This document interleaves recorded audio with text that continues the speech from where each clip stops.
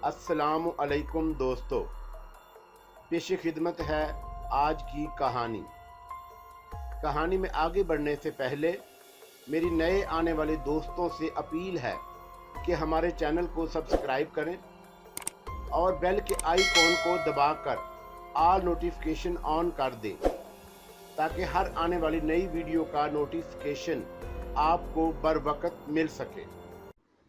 ओह mister लॉइस, मुझे इल्म है कि आपके और एडमंड के दरमियान झगड़ा हो गया था और उसने सारे हथियार अपने कब्जे में करके आपको कैदी बना लिया। राजदेव ने मुस्कुराते हुए कहा, आह तुम तो बहुत बाखबर मालूम होते हो। उस जनूनी गधे ने हम सब की जिंदगियां मौत के घाट उतार दी हैं और हम सब। लॉइस ने रुककर दूर दूर तक नजरें दौड़ाईं, फिर बोला, लेकिन तुम्हारे दूसरे साथी कहाँ हैं? क्या यहाँ से दूर? राजदेव ने जवाब देने के लिए एक लम्हे के लिए सोचा।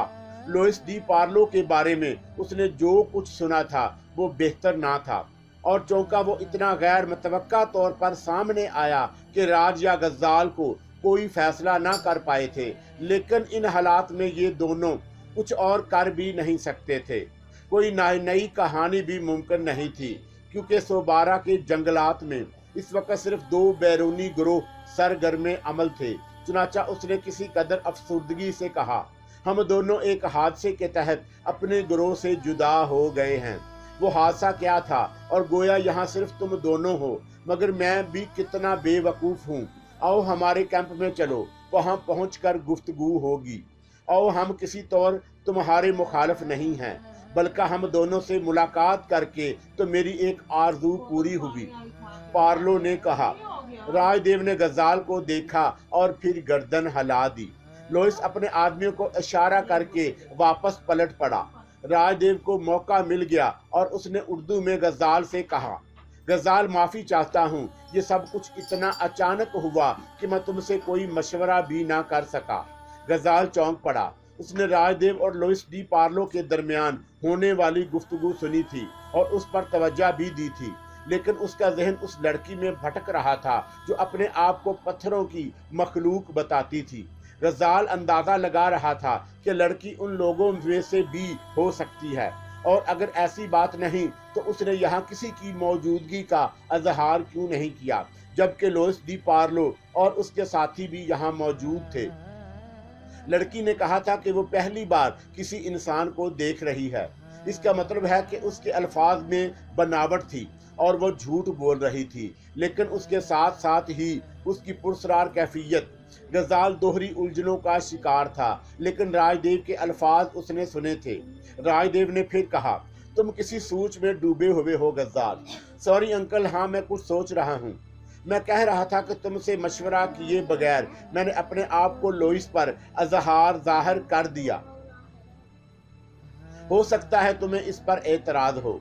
मुझे क्या एतराज हो सकता है अंकल, और आप मुझसे कहीं ज्यादा तजर्बेकार हैं। जो कुछ आप करना चाहें बेखौफो कतर करें, मैं आपके साथ हूँ। जाहिर है इन नामसाइद हालात में हम और कर भी क्या सकते हैं। इन लोगों से लड़ना भी मुमकिन नहीं क्योंकि हम भी नहते हैं और फिर लड़ाई का कोई जवाब भी नहीं। होशियारी से काम चलाया जाए तो बेहतर है। मैंने भी यही सोचा है कि आर्जी तौर पर इन लोगों का सहारा हासिल किया जाए, बल्कि इन्हें कुछ और इस किस्म के रास्ते दिखाए जाएं कि ये हमें अपने दूसरे साथियों तक पहुंचने में मदद करें। बिल्कुल ठीक है अंकल, लेकिन इनमें से कोई हमारी बातें सुन तो नहीं रहा। राजदेव ने मुस्कुराते हुए कहा, बज़ाहिर तो इसके अमकानात नहीं हैं क्योंकि ये सब गैर मुल्की हैं और यकीनी तौर पर उर्दू दान ना होंगे। गजाल ने गर्दन हिला दी। फिर दोनों खामोश होकर उनके साथ सफ़र करते रहे। फासला बहुत ज़्यादा तय नहीं किया था। आगे दरख्तों के झुंड के दूसरी जानब बिकोले लॉइस डी पार्लो के उसका कैंप था, और ये कैंप देखकर हंसी आई। बस थोड़े बहुत सामान के ढेर लगे हुए थे, ना सर पर कुछ था और ना जमीन पर। यहाँ और भी 3 अफराद मौजूद थे। गोया लॉइस भी अच्छे खासे आदमियों के साथ था। लॉइस वहाँ पहुंचकर गजाल की जानब देखकर मुस्कुराने लगा, फिर बोला, पहले तुम्हारी खातर मदारत करेंगे, बैठ जाओ। दोनों वहीं दरख्तों के पास बैठ गए। लोइस भी उनसे कुछ फासले पर बैठ गया और चंद लम्हात के बाद वो लोग एल्युमिनियम के मगों में कोई गर्म चीज ले आए। लोइस ने उन्हें ये कहफा टाइप की चीज पेश करते हुए कहा, अगर तुमने यहाँ इन जंगलों में ये शय दरियाफ्त नहीं की तो यूं समझ लो कि कुछ ना पाया। उसके सामने चाय या काफी बेहकीकत है और ये खालस मेरी दरियाफ्त है। राजदेव ने उसके गर्म चीज का एक घोंट लेते हुए कहा, कमाल की शय है गजाल, वाकई देखो इसमें मिठास भी है हल्की सी और इसके अलावा चाय का मजा भी। दोनों इस सयाल को पीने लगे। राजदेव ने तहसीन अमीज लहजे में लोइस से कहा, ये तुम्हारी बेहतरीन दरियाफ्त है, कमाल किया है तुमने। लोइस फखरिया अंदाज में हंसने लगा और फिर बोला, मैं बेहतरीन सलाहियतों का मालिक हूँ, अपना तारुफ खुद ही तुम लोगों से नहीं कराऊंगा तो फिर तुम मेरे बारे में कैसे जानोगे। लेकिन कितनी अजीब बात है, मैं तो अभी तक तुम दोनों के नाम से भी वाकिफ नहीं हो सका। एक और दिलचस्प बात है मिस्टर लोइस, वो ये कि आपने मुझसे पहला सवाल यही किया था कि क्या मेरा ताल्लुक राजदेव के ग्रोह से है। हाँ, मैंने यही सवाल किया था तुमसे। लोइस सवालिया अंदाज में बोला, तो फिर मेरा नाम राजदेव है और ये मेरा साथी गज्जाल। लोइस डी पार्लो उछल कर खड़ा हो गया। वो एकदम आगे बढ़ा और फिर उसने अपना हाथ राजदेव की तरफ बढ़ाते हुए कहा, ओह मेरे खुदा, तुम वाकई राजदेव हो। वेरी गुड, एडमंड गार्सा ने मुझे तुम्हारे बारे में तफसीलात बताई थी। तुम्हारी ही नवारदगाह से एडमंड गार्सा ने वो लाश हासिल की जिसमें खजाने का नक्शा पोशीदा था। हाँ, उस चोर ने मेरी नवारदगाह में एक दोस्त की हैसियत से दाखिल होकर चोर की हैसियत इख्तियार कर ली और मेरे एक आदमी को कत्ल करके वो लाश वहां से निकाल लाया था। लोइस हंसने लगा और फिर बोला, खैर इतनी कीमती शय को इस तरह किसी नवारदगाह में बंद कर देना भी बहुत अच्छी बात नहीं, लेकिन एडमंड गार्सा जैसे आदमी को इस तरफ मतवज्जा नहीं होना चाहिए था। चलो छोड़ो, लानत भेजो। हाँ, तो तुम उस हादसे के बारे में बता रहे थे जिसने तुम्हें तुम्हारे साथियों से जुदा कर दिया। हाँ मिस्टर लोइस, शरदानियों के बारे में आप कुछ जानते हैं? जवाब में लोइस ने शरदानियों को मोटी मोटी गालियां देना शुरू कर दी और फिर वो गालियों से फारिग हुआ तो बोला, उन्होंने हमारी जिंदगी बर्बाद करके रख दी। उन्हीं की वजह से तो मेरे और एडमंड गार्सा के दरमियान इख्तलाफ पैदा हुए। हम भी उन्हीं शरदानियों का शिकार रहे।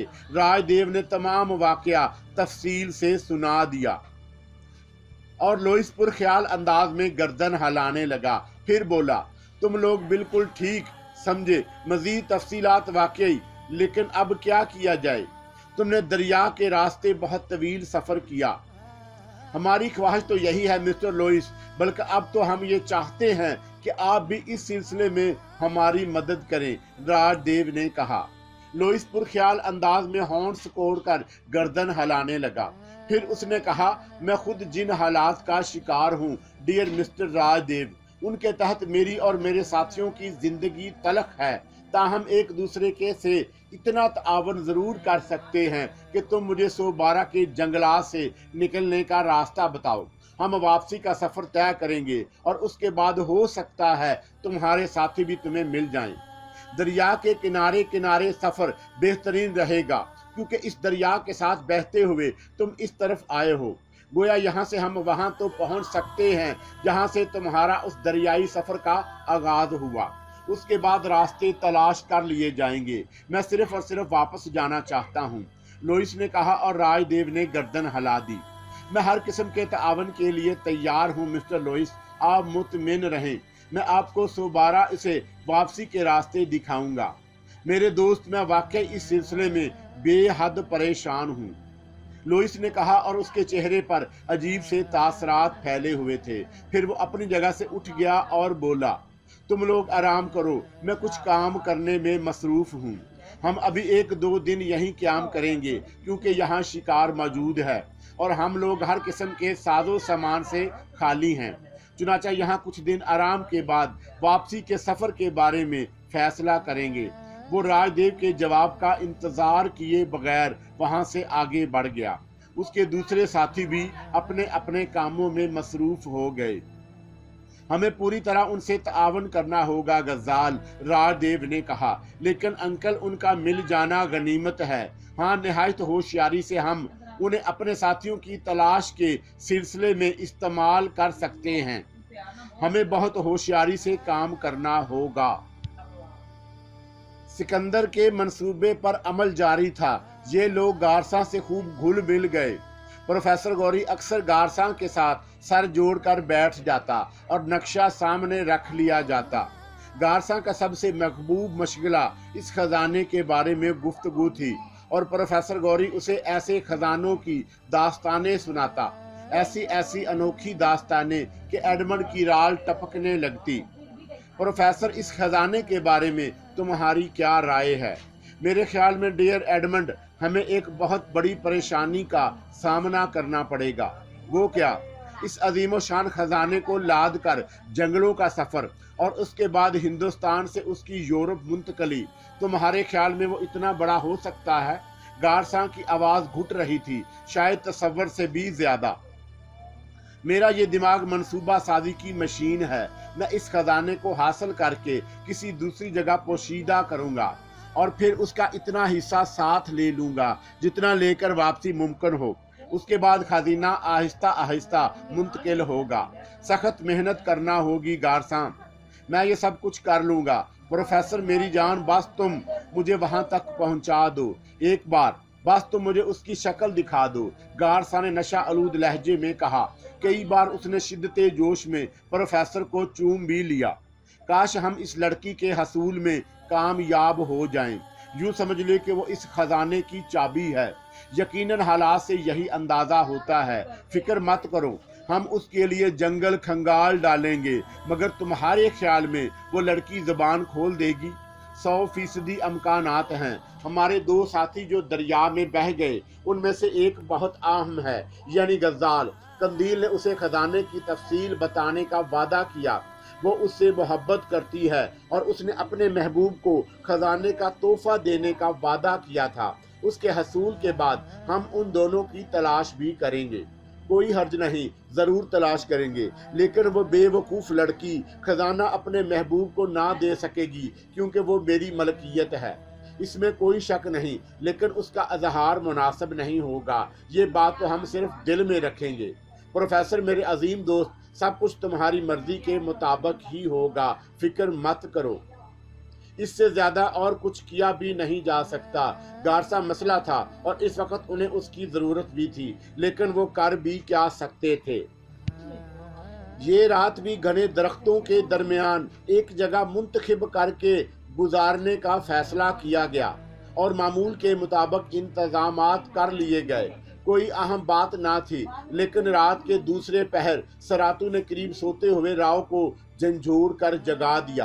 क्या बात है? शर कुछ गड़बड़ है, जरूर कुछ गड़बड़। कैसी गड़बड़? मेरे को नहीं मालूम, पर शर कुछ गड़बड़ जरूर है, सरातू ने कहा और राव आंखें फाड़ फाड़ कर रात के गहरे सन्नाटे को घूरने लगा। सिकंदर देर तक तारीकियों में घूरता रहा। कोई और होता तो शायद झल्ला जाता, खास तौर से इसलिए कि उसे नींद से जगा दिया गया था। लेकिन सिकंदर और राजदेव सरातू पर पूरा भरोसा करते थे और जानते थे कि वो जंगलों का कीड़ा है। उसकी ये बेचैनी बेमकसद नहीं। दोनों गहरी गहरी सांसें लेते रहे। चारों तरफ हू का आलम तारी था।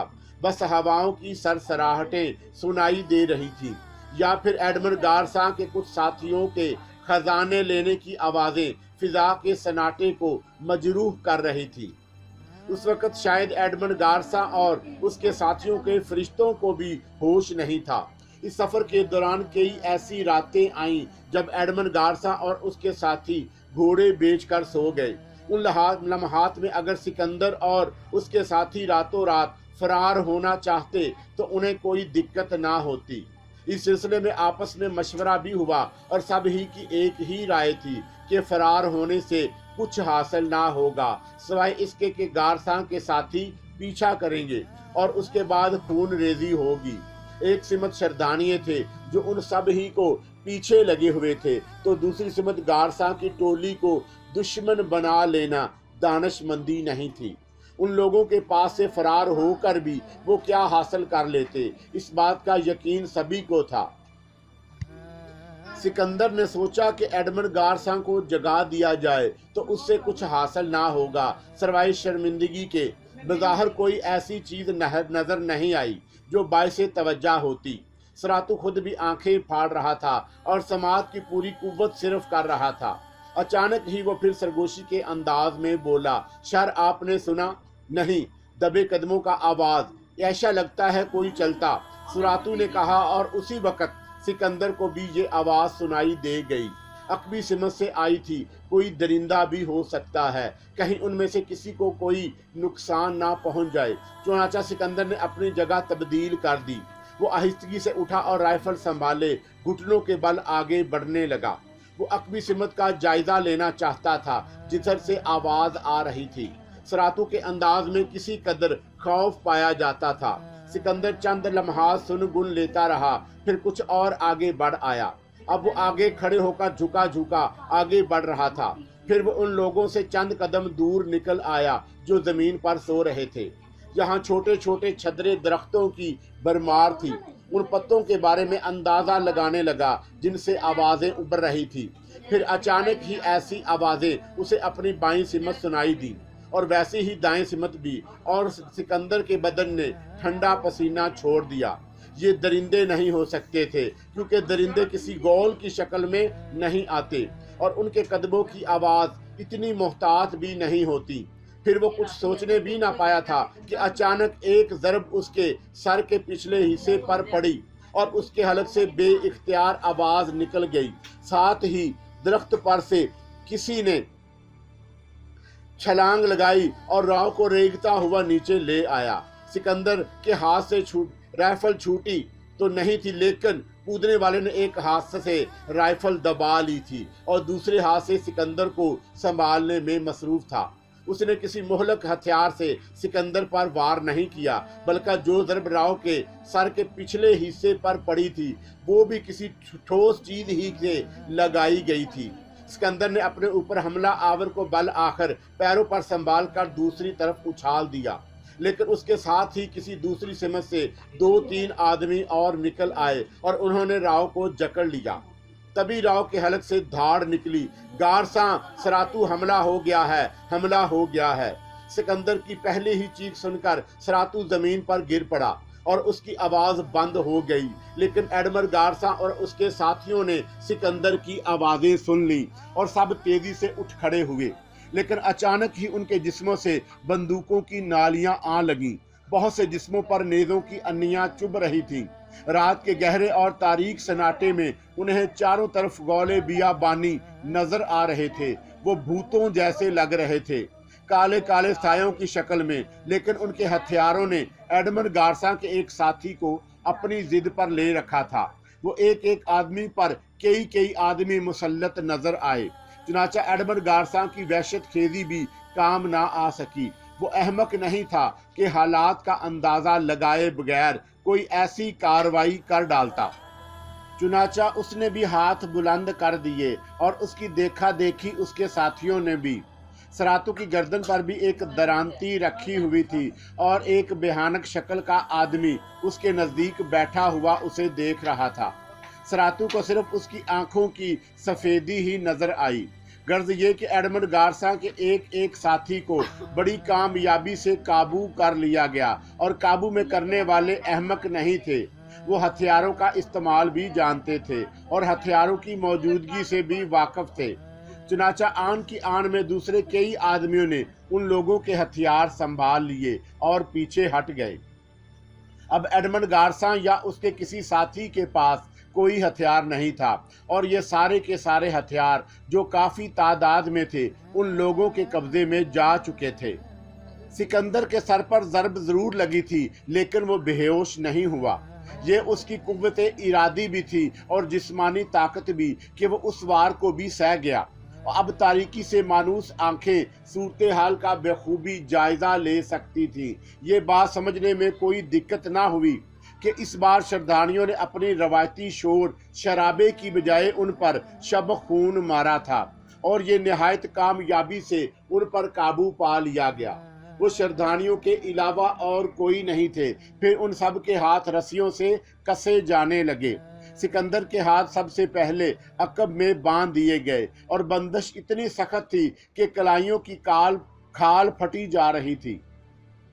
वो जानता था कि बाकी लोगों की कैफियत भी उससे मुख्तलिफ नहीं। एडमंड गार्सा और उसके साथी बिल्कुल खामोश थे। बस हाथ कसवाते वक्त उनके हलक से आवाजें निकली, लेकिन जद्दोजहद किसी ने नहीं की।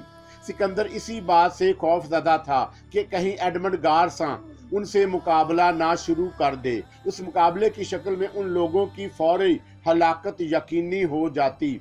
शरदानिये भी खामोशी से अपना काम करते रहे और उन्होंने भी शोर शराबा करने की कोशिश नहीं की। उन सबको बांधने के बाद एक जगह बिठा दिया गया और शरदानिये हथियार संभाले उनकी गिर्द गश्त करने लगे। किसी ने कुछ बोलने की कोशिश नहीं की और वक्त बड़ी तेजी से गुजरता जा रहा था, यहाँ तक कि रात की तारीकियां सुबह की धुंधलाहटों से हम आहंग होने लगी और अब शरदानियों के लिबास वगैरह नजर आने लगे। वो बिल्कुल पुरसकून थे और शायद सुबह होने का ही इंतजार कर रहे थे। कुछ और देर गुजरी तो उन लोगों ने दूर ही से कुछ घोड़सवारों को आते हुए देखा। ये अंदाजा लगाने में कोई दिक्कत नहीं हुई कि वो भी शरदानिये ही थे। घोड़सवार करीब आ गए और घोड़ों से उतरकर उनके सामने पहुंच गए। उनमें दो आदमी नुमाया हसीयत रखते थे। एक तकरीबन 65 या 70 साला कवि हिकल आदमी जिसका लिबास दूसरों से मुख्तलिफ था। दूसरा एक नौजवान आदमी जो खदोखार से शरदानी ही था, लेकिन उसके अंदर कोई ऐसी खास बात थी जिसे महसूस किया जा सकता था, अल्फाज में अदा नहीं किया जा सकता था। वो दोनों भी उन लोगों को घूरते रहे और फिर उन्होंने गिरफ्तार करने वालों में से एक को इशारा करके अपने पास बुलाया और उनसे कुछ बातें करने लगी। उनकी मदम मदम आवाजें उनके कानों तक गूंज रही थी। सिकंदर ने सरातू से कहा, सरातू ये कौन सी जुबान बोलते हैं? शोबारी, शर शोबारी, सरातू ने जवाब दिया। क्या इनकी जुबान हमारी समझ में आ सकेगी? नो शर, बिल्कुल नहीं, सरातू ने जवाब दिया और सिकंदर एक ठंडी सांस लेकर खामोश हो गया। चंद लम्हात के बाद वो नौजवान आदमी आगे बढ़ा और उन सब को घूरने लगा। फिर उसने इंतहाई साफ जुबान में कहा, तुम्हारा लीडर कौन है? एडमंड गार्सा और दूसरे लोग तो ये जुबान नहीं समझ सके, लेकिन सिकंदर का मुंह हैरत से खुल गया। उसने नौजवान को घूरते हुए कहा, ये इशारा एडमंड गार्सा की तरफ था और नौजवान शरदानी की निगाहें गार्सा की जानब उठ गईं। गार्सा ने किसी कदर सहमे हुए लहजे में कहा, सिकंदर से पूछा, क्या कह रहा है ये मुझसे लीडर के बारे में सवाल कर रहा है और मैंने बता दिया कि लीडर तुम हो। Oh my God, Edmund Garcin ने गहरी सांस लेते हुए कहा। नौजवान एडमंड गार्सा के सामने पहुंच गया। उसी वक्त सिकंदर ने कहा, शरदानी जवान, ये वो जुबान भी नहीं समझ सके जो तुम जुबान बोल रहे हो, या मैं बोल सकता हूँ। नौजवान शरदानी ने कोई जवाब नहीं दिया और इस बार उसने नहायत शिगफ्ता अंग्रेजी में एडमंड गार्सा से कहा, तो तुम उनके लीडर हो। एडमंड गार्सा उछल पड़ा। सिकंदर का चेहरा भी हैरत की तस्वीर बना हुआ था। प्रोफेसर गौरी और भरतचंद्र भी मजबाना निगाहों से उस शरदानी जवान को देख रहे थे और अब उन्हें अंदाजा हुआ कि उसका चेहरा दूसरों से मुख्तलिफ क्यों महसूस हुआ। यकीनन वो उनके दरमियान तालीम याफ्ता था। एडमंड गार्सा ने एकदम अपने आप को संभाला और बोला, हाँ मैं उनका लीडर हूँ। तुम्हारे साथ बहुत लोग थे, वो कहाँ गए? सब मुंतशिर हो गए, कई हादसात का शिकार हो गए। एडमंड गार्सा ने जवाब दिया। क्या वो इन जंगलों से निकल गए? नहीं, इन जंगलों से निकलना इतना आसान नहीं, वो यहीं भटक रहे हैं। क्या उनके पास हथियार मौजूद है? नौजवान ने फिर सवाल किया। नहीं, वो सब नहते हैं, बिल्कुल नहते, एडमंड गार्सा ने खौफजदा लहजे में कहा। सुनो, तुम में से एक भी जिंदा नहीं बचेगा, क्योंकि तुम हमारे कई साथियों को कत्ल कर चुके हो, इसलिए तुम किसी रो रियायत के मुस्तहिक नहीं। हाँ, उस वक्त तक हमसे तावन करो जब तक हम तुम्हें कोई नुकसान पहुंचाने की कोशिश ना करें। हो सकता है तुम्हारे लिए बेहतरी का कोई रास्ता निकल आए, लेकिन शर्त यही है कि तुम में से कोई भी शरारत ना करे। किसी एक की हरकत बाकी सब की मौत बन सकती है। अब तुम्हें हमारे साथ सफर करना है, निहायत खामोशी से। ये सफर करते रहो और किसी किस्म की कोई गलत हरकत करने की कोशिश ना करो। क्यों, क्या तुम इसके लिए तैयार हो? हाँ मिस्टर, हमें कोई एतराज नहीं। जाहिर है अब हम तुम्हारे कैदी हैं, एडमंड गार्सा ने जवाब दिया। तो फिर तुम सब खड़े हो जाओ, नौजवान शरदानी बोला, और एडमंड गार्सा के इशारे पर तमाम लोग खड़े हो गए। उन्हें हल्के में ले लिया गया और उसके बाद वो लोग वहां से आगे बढ़ने लगे। कर्नल फेरोज के बदन में नई जिंदगी दौड़ गई। उस एहसास ने उसे शगुफ्ता कर दिया कि कंदील की पुरस्रार कफियत बेमानी नहीं। कम अज कम इतनी अकल तो थी, कर्नल फेरोज को भी कोई सूरत हाल का अंदाजा लगा सकता। बेशक कंदील से मुतअल्लिक लातादाद कहानियां एक फौजी होने की हैसियत से उसके हलक से नहीं उतरी, ताहम उसने इब्तदा ही से उन कहानियों से इत्तफाक किया। वो दूसरों के साथ शरीक हो गया। खास तौर पर कंदील से गज़ाल की दिलचस्पी ने उसे हकायक से आंखें बंद कर लेने पर मजबूर कर दिया था। ये उसकी गज़ाल से मोहब्बत की इंतहा थी, जिसका अजहार अमली तौर पर यूं हुआ, लेकिन उसके बाद जो कुछ बीती उसने उसके हौसले भी पस्त कर दिए। कश्ती में बैठने के बाद उसके जहन में ये वसवसे सर उभारने लगे कि इस सफ़र का इख्तिताम कहाँ होगा। उसने कंदील का मुतमिन चेहरा देखा और एक गहरी सांस लेकर रह गया। बहरतौर जो कुछ होना था वो हो चुका। खुद उसके पास कोई तजवीज़ नहीं थी कि उसके मुताबिक अमल किया जाता। यहाँ तो सब कुछ हालात के तहत ही हो रहा था और उन हालात में उसे कंदील पर ही इक्तफा करना पड़ा। उसकी निगाहें नदी की दोनों जानब भटक रही थी, जहां मनाजर तब्दील होते जा रहे थे। बाद जगह नदी की चौड़ाई और कम हो जाती और बड़ी बड़ी लंबी घास जो किनारों से दोनों सिमतों से झुक आती एक अजीब सी शक्ल इख्तियार कर लेती। उसके दरमियान से गुजरते हुए उन्हें अपने चेहरों को तेज धार जैसी घास से बचाना पड़ता। ऐसे मौके पर वो कश्ती में छुप जाते। फिर कोई 10-12 मिनट के सफर के बाद नदी का पॉट चौड़ा होने लगा, कहीं से भी ज्यादा चौड़ा नहीं हो सका। कर्नल सहरज़दा सा था। फौजी मुहिम्मात में बेशक उसे बहुत से अजीबो गरीब हालात से गुजरना पड़ा था, लेकिन ये महम उसकी जिंदगी का एक नाकाबिले फरामोश वाकया थी। वो सब कुछ भूलकर नदी के अतराफ के शहर में गुम हो गया, जहां मनाजर लम्हा बे लम्हा तब्दील हो रहे थे। हालांकि कश्ती की रफ्तार बहुत तेज नहीं थी और वो भी डगमगाए बगैर उस तरह सफर कर रही थी जैसे कोई नई कार किसी खूबसूरत चिकनी सड़क पर चली जा रही हो। फिर कर्नल को जंगली दरिंदे नजर आए। उनमें से बाद नदी के किनारे पानी पीते हुए मिले। एक जगह हाथियों का गौल चिंगारता हुआ दिखाई दिया और कर्नल को बस यूं महसूस हुआ जैसे कोई फिल्म उसकी आंखों के सामने चल रही हो। वो साकतो जामत बैठा रहा और अभी तक उसने कंदील से उस सफर के बारे में कोई सवाल नहीं किया। फिर जब काफी देर गुजर गई और सूरज ढलने लगा तो कर्नल को बेचैनी महसूस हुई और उसने कंदील से सवाल किया, तुम्हें इस कश्ती के बारे में मालूम था और तुम ये भी जानती थी कि हमें इस कश्ती से सफर करना होगा, लेकिन इस सफर का इख्तिताम कहाँ है? कंदील चौंक पड़ी और उसने इस तरह गर्दन घुमाकर दोनों सिमत देखा जैसे पहली बार उस माहौल का अंदाजा हुआ हो, और फिर उसकी आंखों में कशमकश के आसार नजर आने लगे।